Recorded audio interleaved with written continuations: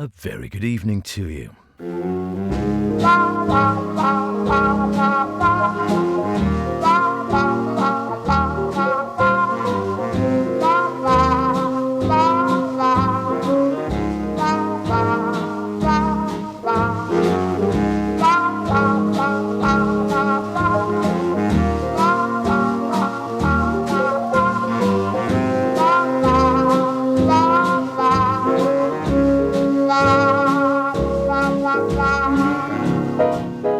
Welcome along to another Sweet and Swing here on Manx Radio. My name's Howard Kane. As always, a pleasure to have your company on a Friday night. What have we got? How about some of the songs of Hoagie Carmichael? Swinging in the air with Ambrose and his orchestra. It's almost that time. Ruby Braff plays Wimbledon. Music, not the tennis. But to start us off, what is that I see above?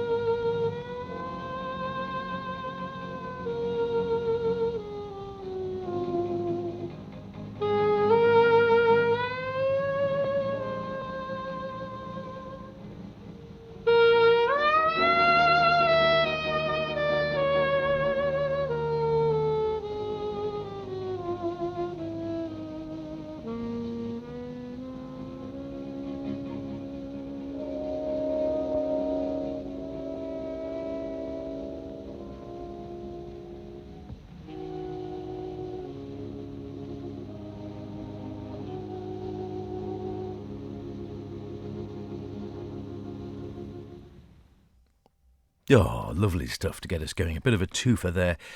Weather inspired, as you might have gathered if you recognise the tunes. Starting off, of course, with Blue Skies. Plenty of those of late. Unusually perhaps for June in the Isle of Man. I know. But we have had, nothing like it has been down in the southeast, but we have had 2 or 3 days. It would be nice to perhaps spread it out a bit longer, a few weeks. Maybe we'll get more in the summer. Maybe that was summer.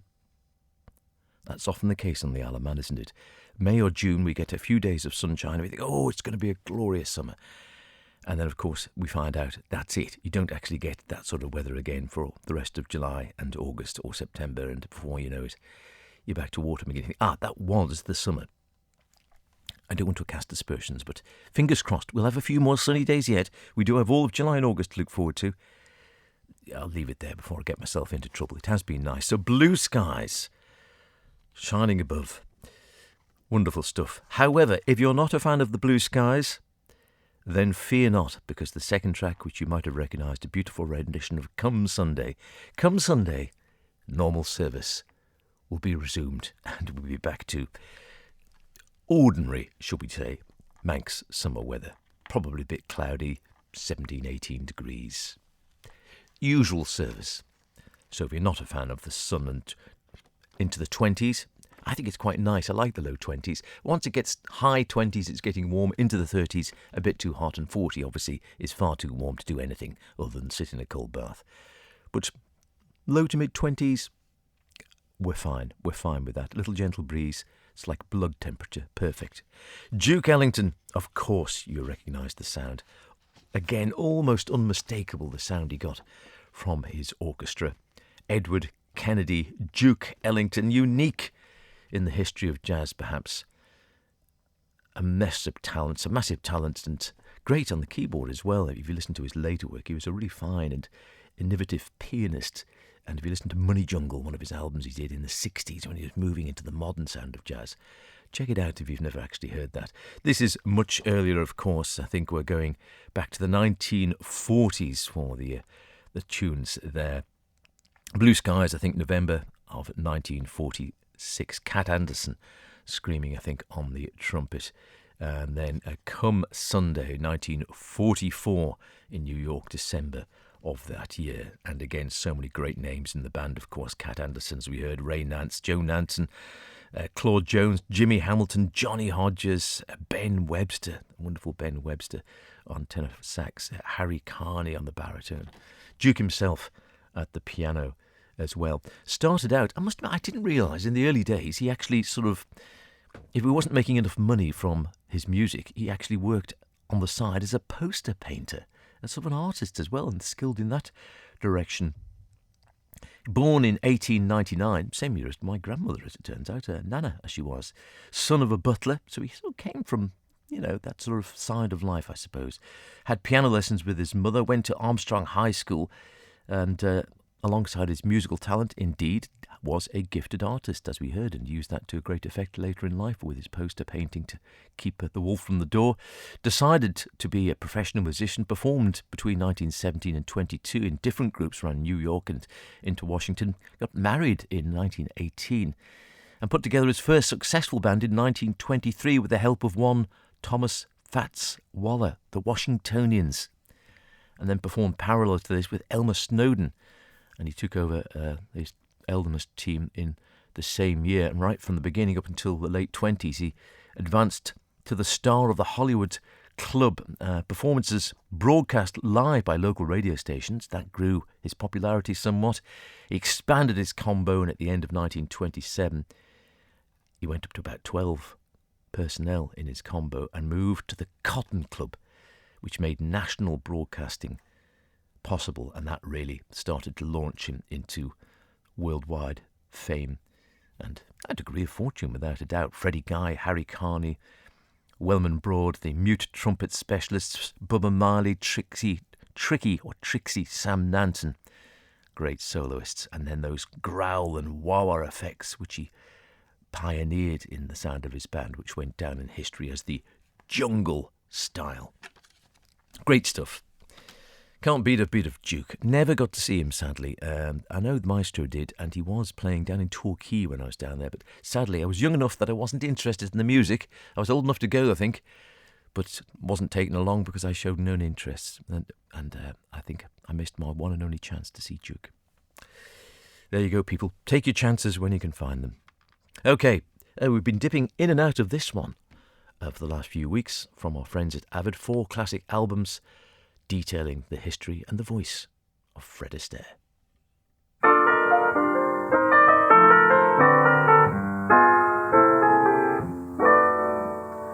Things have come to a pretty pass. Our romance is growing flat.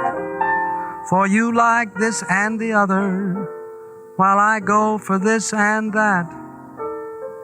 Goodness knows what the end will be. Oh, I don't know where I'm at. It looks as if we two will never be one. Something must be done. You say either, and I say either. You say neither, and I say neither. Either, either, neither, neither. Let's call the whole thing off. You like potato, and I like patata. You like tomato, and I like tomato. Potato, patata, tomato, tomato. Oh, let's call the whole thing off. But oh, if we call the whole thing off, then we must part. And oh, if we ever part, then that might break my heart. So if you like pajamas and I like pajamas, I'll wear pajamas and give up pajamas. For we know we need each other, so we better call the calling off. Let's call the whole thing off.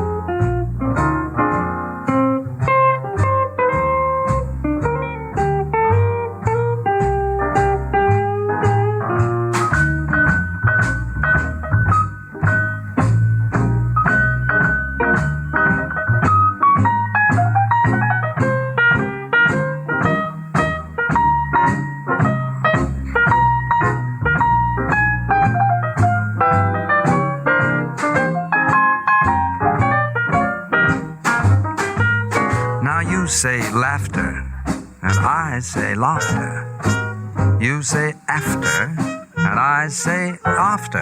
Laughter, laughter, after, after. Let's call the whole thing off. Now you like vanilla, and I like vanilla. You sarsaparilla, and I sarsaparilla. Vanilla, vanilla, chocolate, strawberry. Let's call the whole thing off. But oh, if we call the whole thing off, then we must part. And oh, if we ever part, then that might break my heart. So if you go for oysters and I go for oysters, I'll order oysters and cancel the oysters. For we know we need each other, so we better call the calling off. Oh, let's call the whole thing off.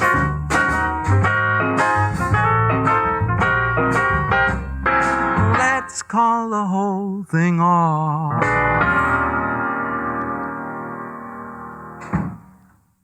From the first volume of the Fred Astaire story, recorded in December 1952 in Los Angeles. Fred Astaire on vocals there, of course, with a cracking lineup, it has to be said. Barney Kessel guitar, Oscar Peterson piano, Ray Brown anchoring things on the bass, Flip Phillips tenor sax, Charlie Shavers trumpet, Alvin Stoller at the drums. And it's all put together by Norman Granz, who decided to record these albums in the early 1950s. He of jazz at the Philharmonic fame, but put these albums together.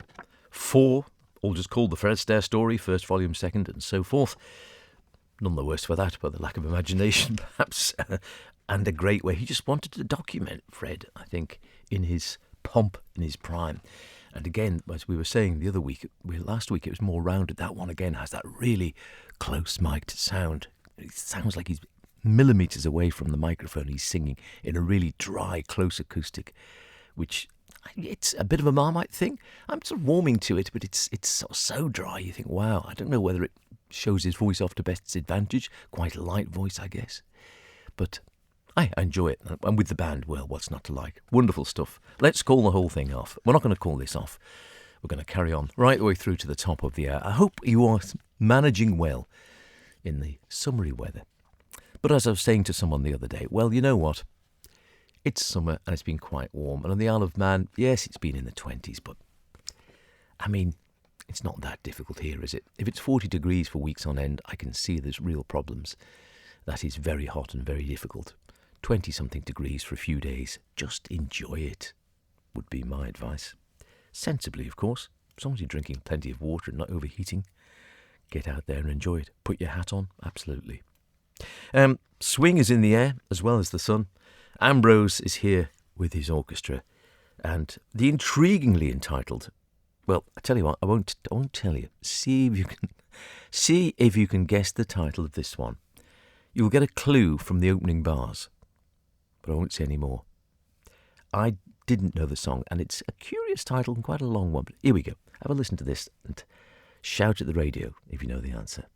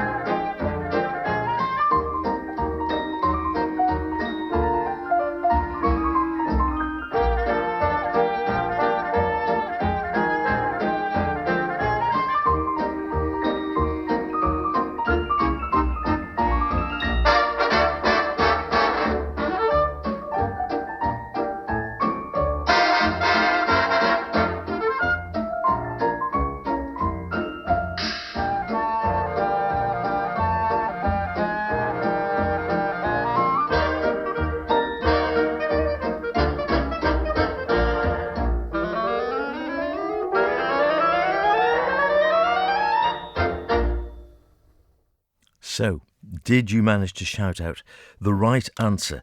As I say, a clue in those opening bars, aren't you? Da, da, da, da. A wedding. It's clearly a wedding. But whose wedding? Well, that is the question, isn't it? And the answer is, if you didn't know it already, the wedding of the sophisticated Dutch doll. Yeah, Ambrose and his orchestra, of course.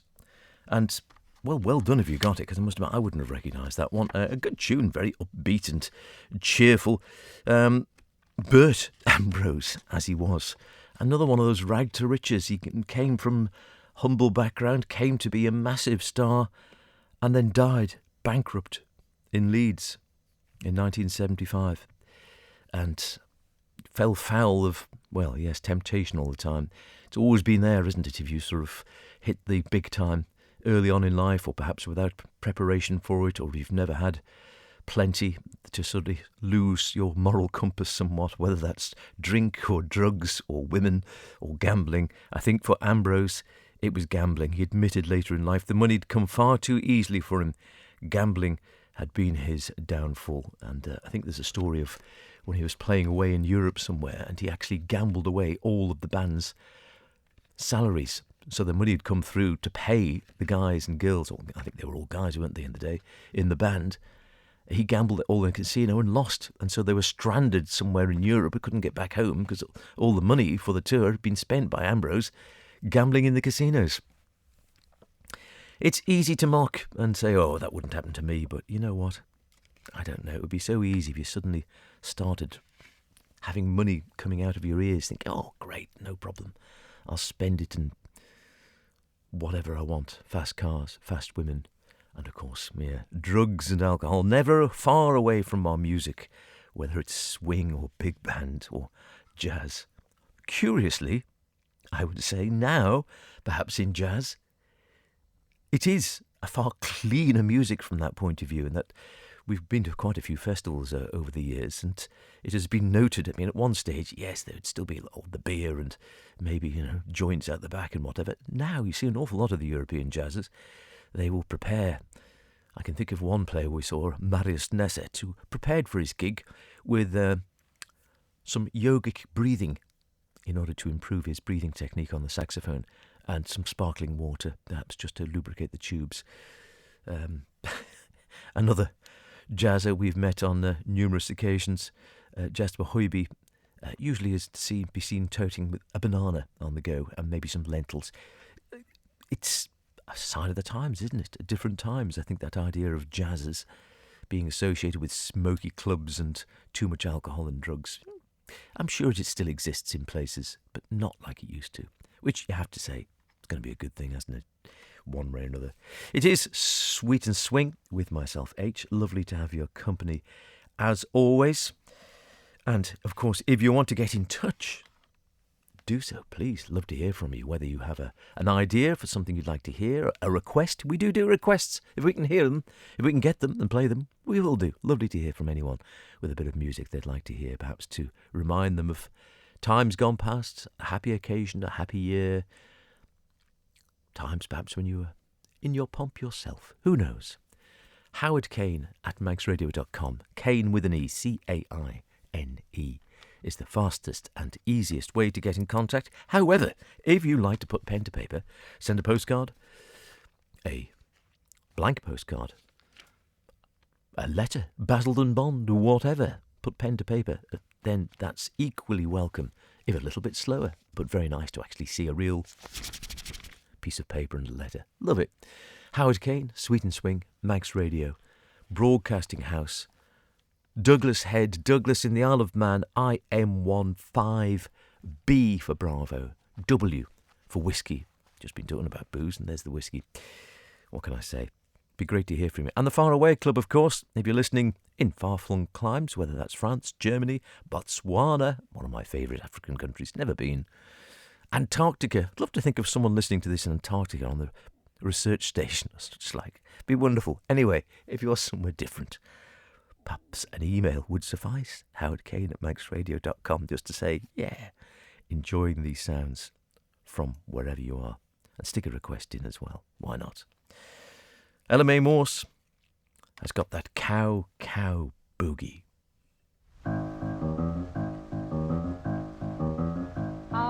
the plains, down near Santa Fe. I met a cowboy riding the range one day, and as he jogged along, I heard him singing a most peculiar cowboy song. It was a ditty he learned in the city. Come-a-tie-I, come-a-tie-yip-tly-I, get along. Get hip, little doggies, get along. Better be on your way, get along. Get hip, little doggies, and he trucked them on down the old fairway, singing his cow-cow boogie in the strangest way. Come-a-tie-I, come-a-tie-yip-tly-I, singing his cowboy song.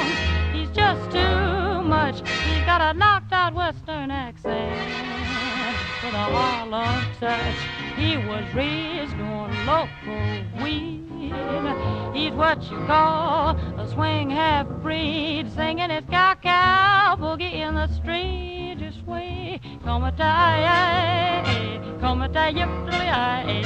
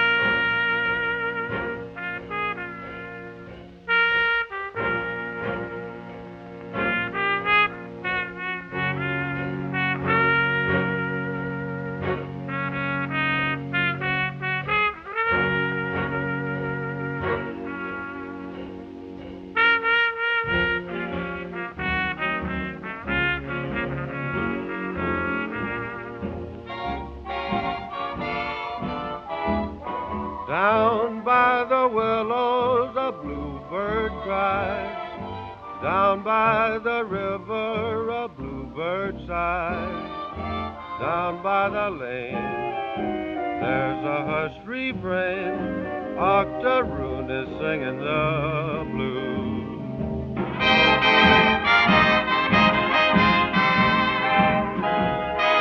Octoroon is singing the blues. Octoroon, Octoroon, oh Octoroon, Octoroon, Octoroon. Oh, dry your tears, forget your fears. When he returns, there'll be no more blues.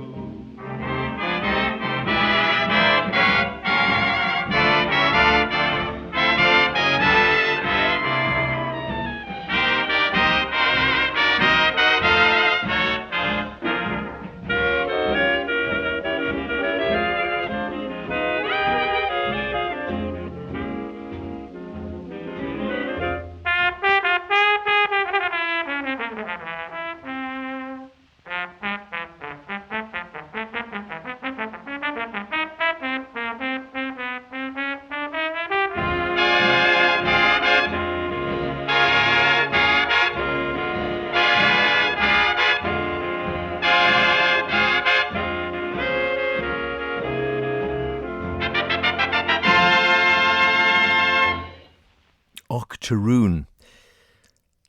What is Octoroon? I must look it up. I'm not 100% certain. Jack Teagarden and his band from the 1930s, with Jack, of course, himself taking the vocals. Jack Teagarden and his orchestra, Jack on vocals. 5th of May 1939. That was recorded on Brunswick Records. And before that, the wonderful voice of Ella Mae Morse with Freddie Slack and the band, recorded when she was just 17 years old. Would you believe? She was hired by Jimmy Dorsey when she was just 14. Can you do that now? Would you be, I don't know. Anyway, 17, she joined Freddie Slack's band, with whom that same year, 1942, she recorded what we just heard, Cow Cow Boogie, the first gold record released by Capitol Records.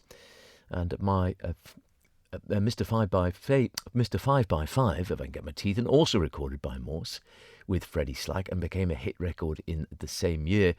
She also originated the wartime hit Milkman, Keep Them Bottles Quiet. You remember that one? Yeah, I think the Squads did that one as well, but later popularised by Nancy Walker in the 1944 film Broadway Rhythm. And then in 1943, as war was spreading around the world, Morse began to record solo. She reached number 1 in the R&B chart with Shoo Shoo Baby in December for 2 weeks. And in the same year, she performed Cow Cow Boogie again in the film Reveille with Beverly and co-starred in Universal's South of Dixie. And really is sort of very popular in her day, and a very good-looking woman, which no doubt helped back in the day as well. And it was a crossover style, I suppose, in the 40s and 50s, mixing jazz and blues and country. And she is definitely seen as influencing the development of rock and roll, particularly from that recording you just heard of, Cow Cow Boogie, because it had that sort of boogie feel and just beginning to move the music forward into a more sort of R&B sort of style, away from the swing and the big band era through the war. So it's one of those crossover transition sort of pieces which, is seen as jazz, but was moving in that direction to what then became rock and roll and rhythm and blues. And on we go to the modern music of the kids of today. And you can make your own mind up on that. There's some good stuff around, I feel certain, but perhaps we prefer the older stuff. Maybe you listen to everything. Perhaps you've got very Catholic tastes, and I know plenty of friends who will happily listen just as happily to Ed Sheeran as they will listen to Fred Astaire. And good on them. It's coming to that time of year where I am lucky enough this year to be going to Wimbledon for the first time in quite a few years. I was very, very lucky for 2 or 3 decades to go every year with the old maestro. We managed to get tickets and we go for a day or two at Wimbledon. And then as the time rolled by, the tickets became harder to get, and then age began to take its toll, and the old maestro wasn't really up to going anymore, so I'd go with my brother for a few years. And then in latter years, it is getting increasingly difficult to get your hands on those tickets. And now we try the ballads, and sometimes you're lucky and sometimes you're not. This year has been a lucky year for us, and so we're off to Court 1 in just a few days' time, where we will not find Ruby Braff, sadly. However, we will hear the great Ruby Braff playing in Wimbledon with a fine lineup of Brian Lemon on piano, Warren Vacher, flugelhorn, Roy William trombone, Howard Elgin on guitar. Great Dave Green, lovely guy, still going strong on bass, and Alan Ganley on the drums back in the 1990s when he was playing in Wimbledon, indeed, in September of that year. And we will hear him play the Ray Noble song, The Very Thought of You.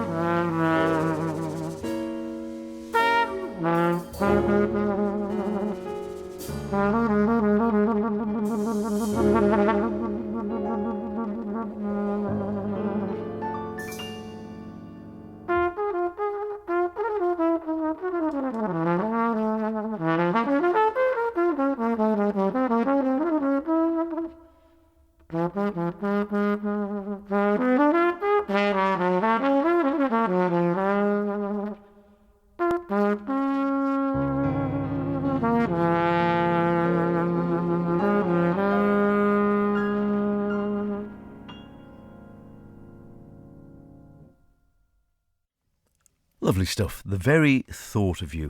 Ruby Braff, playing in Wimbledon in 1996. A first set, we're told, in the liner notes, and very fine it is too.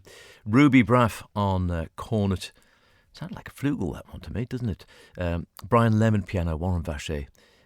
I tell you, okay, so it's Warren on flugelhorn and Ruby on cornet, right. Roy Williams trombone, Howard Allen guitar, Dave Green double bass, Alan Ganley on drums at RG Studios in Wimbledon in September of 1996.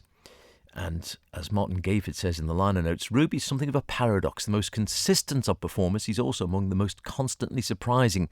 This comes out here not just in the freshness of his melodic invention, unexpected tempi, taking the A train first very slow, then medium fast, or the resurrection of tunes such as It's the Same Old South that everyone else has forgotten.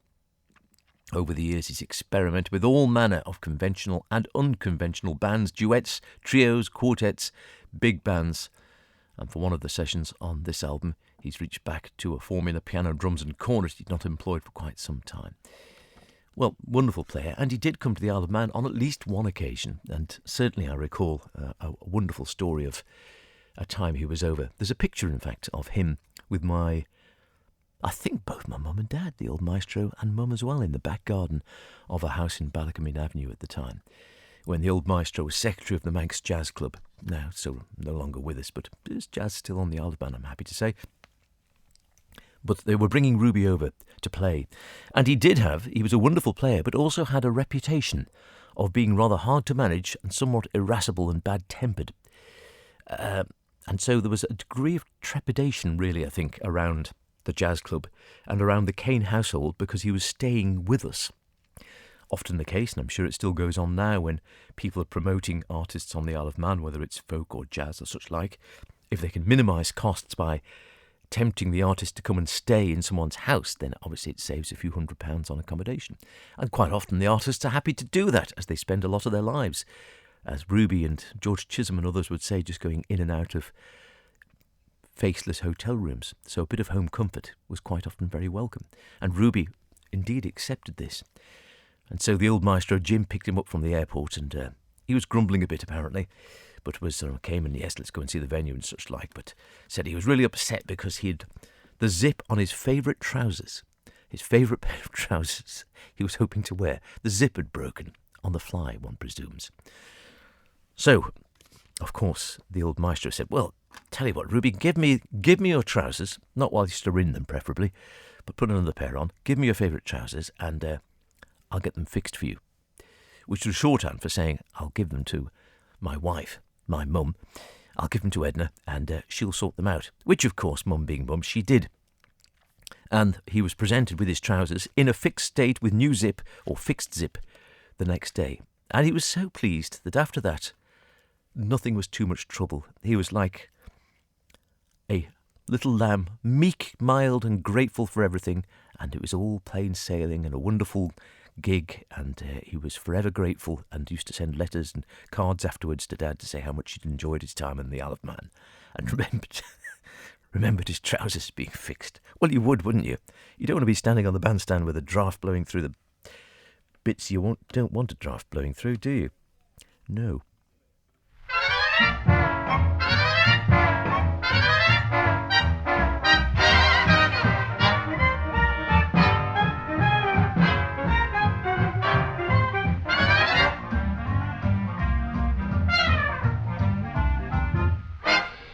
Milkman, keep those bottles quiet.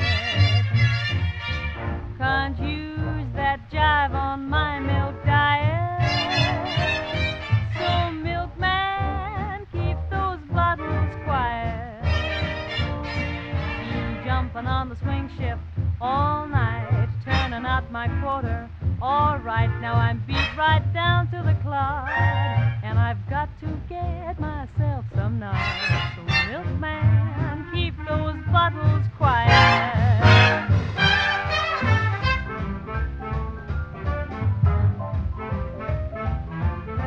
Now the noise of the riveter I don't mind, because the man with the whiskers has a lot behind it, but he can't keep punchy with that victory crew when you're making me punchy with that bottle moo. I gotta give my all if I'm gonna give it, but I gotta get some shut-eye if I'm gonna rivet. So bail out but without a milk barrage, 'cause unpatriotic it's a sabotage.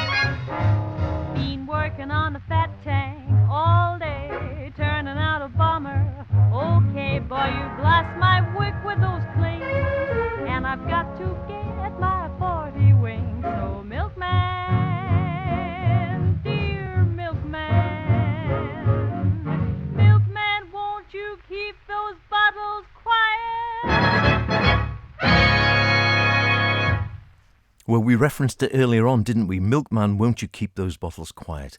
I thought it'd be nice to hear it sung there by Beryl Davis. And not least, if I'm being really honest, because I was going to play some of the songs of Hoagie Carmichael. But again, the CD Pixie, or Elf, has been at it, and the CD in the case wasn't what's meant to be. Someone's mixed them up. It could be me. It could have been the old maestro back in the day. I'm not going to point fingers at me or him. He's not here, and, you know, I don't want to admit that I might have done something stupid, so we'll just leave it at that. But it wasn't the right, I'll have to find the right CD, so I thought it'd be nice to hear Beryl Davis singing Milkman, Keep Those Bottles Quiet. Born in 1924, backstage at the Palace Theatre in Plymouth, because both of her parents who worked in the theatre were working there at the time. That's where she was born. Her father, Harry Davis, of course, fronted the Oscar Rabin Band for a good couple of decades, and most of which time his versatile young daughter was indeed the lead singer. And famously, they then emigrated to America, where he actually then became a car salesman, and she began a whole new singing career. First appeared on stage when she was just 3 years old. She was singing professionally by the age of 8. 8? Can you sing professionally at 8? Well, apparently you could. She did. Before her teenage years had evaporated, She'd appeared with, well, Phil Green, Ted Heath, Geraldo, Stephen Bricapelli, the Blue Rockets, the Squads, the Sky Rockets, and also Ovaltine fans. If you remember, we are the Ovaltines, Pappy Girls. Yeah, you know the one. A little bit before my time, although I still enjoy a glass of... It used to be cold Ovaltine in my days. I used to love cold Ovaltine. In any case, she was the letter I in the Ovaltine show on Radio Luxembourg and sang at Windsor Castle for the 16th birthday party of Princess Elizabeth in 1942. Not bad, eh? Not bad at all. Also rather popular, I believe, with Bob Hope, amongst others. A fair old life she had, it has to be said. She was still singing in 2004, which is amazing when you think about it. Out in the States, still singing in 2004 during the spring to take part in events commemorating the centenary of Glenn Miller's birth. And Beryl was singing there as well. Not a bad life.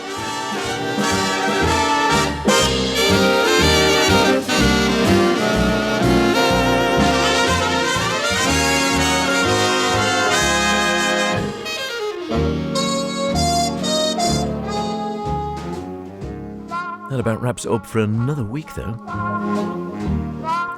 We'll be back in a couple of weeks. Next week, of course, is Jumping In with Brother Chris. All the best in modern and contemporary jazz. Toe the water. Go on, toe the water, I dare you. You can turn off if you want, if you really don't like it. Or see, you might just enjoy something. And as I say, with the likes of Duke and some of these other artists, that's where they were pushing towards. Whatever. If you don't. I'll see you in a couple of weeks. Look after yourselves. Don't get too hot, and I'll see you then. Cheerio.